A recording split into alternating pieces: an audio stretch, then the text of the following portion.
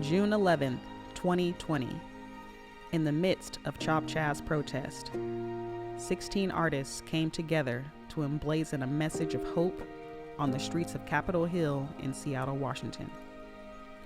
Those artists became known as the Vivid Matter Collective. Since that initial effort, this group returns to the space every year to ensure that message remains clear. What up, y'all? T-Dub here, art queen of Converge. I am here on the site of the landmark BLM mural, which is being repainted for the second time by the Vivid Matter Collective, of which I am also a member. Yes, so we are here. It is a beautiful day here in Seattle, Washington. The artists have been here all morning, making sure that their letters are nice and beautiful. We actually had a gorgeous array of volunteers who also came to support the effort. I had an opportunity to tap in with Barry Johnson, Artbreaker, BT, and Afro SPK on what's been up with them in the past couple of years and what it's been like to come back to this mural and repaint it time and time again. We also had an opportunity to tap in with one of our esteemed volunteers who has also been a part of the effort. Being completely forthright, like whenever we did this as a response to events that were happening around the world, and we had a message that we wanted to get out no matter the cost.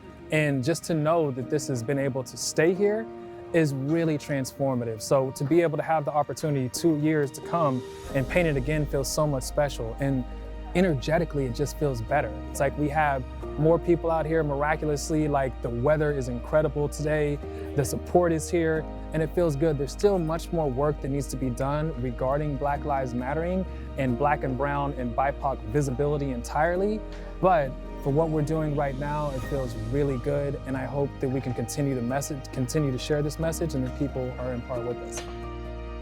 It feels great to be working with everyone because this is the community of Seattle, and there's finally these bridges that have been bridges have been made now. And so yeah, to be working with everybody is exciting.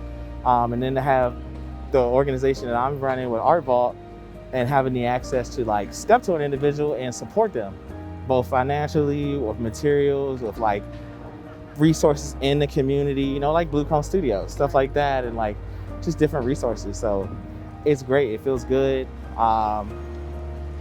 We're trying to make more moves together, you know what I'm saying? I feel like the collective effort right now is, everybody's really caring about what we're doing.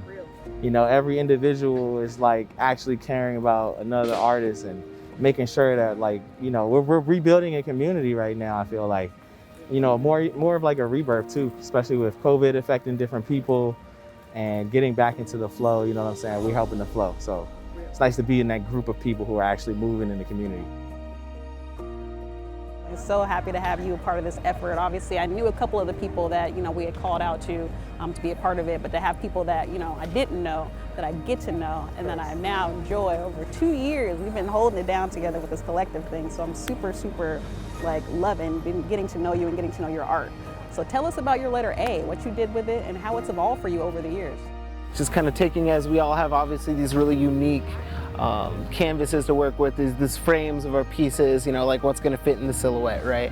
And with that, obviously then as we're doing a Black Lives Matter mural, thinking about just sort of icons that kind of further express that pride and everything. And so especially with that pride element, so what I did was I made an Afro pick in this fun tuft of froed out hair, but with this Afro pick, again, as I mentioned, the pride thing, all the teeth of that comb are all different rainbow colors, so has the nice pride flag kind of hidden within it, and then obviously just the hair pride and everything, so yeah, obviously we're in Capitol Hill, want to just be showing out for all of us, Black queers as well. We're definitely part of this. Absolutely. And so yeah, it's really important to include that. I'd done some murals at some schools before since moving up here, some other clients and other things, but really though, once hopping into the VividMatterCollective, Collective, creating this, just so many opportunities, so many great projects, it's been incredible. It's just dream come true in so many ways. With every repaint of Seattle's landmark Black Lives Matter street mural, we are reminded of the protests of times past, affirmed of our present condition in the world of art and activism, and we look forward to creating the changes necessary for a more vivid future. I think the biggest thing you can do with any artist is provide them space. You know, that's the thing that we've historically had so much taken away from us that we've never had access to and that we've always been kept away from. So when you look at these organizations, the things that they can do is provide artists space to experiment, to try, to fail, to grow, and for them as a collective to work in collaboration and learn with them. Just don't give us these one-off opportunities that are very four-walled, that we can't have room to work with them. Give them space to explore. The whole reason that I started illustrating a couple of years ago was to make sure I was showing Black and brown representation, but through my style, which is basically through movement and without facial details.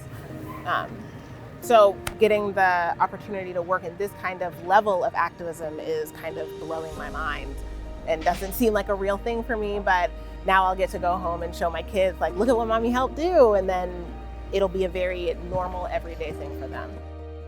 The initial effort was Chaz Chop, right? And I think the thing that could have been done differently to really even give more support to this is the total protection of Black people that step into this space. You know, there's a lot of white bodies here to protect the Black community.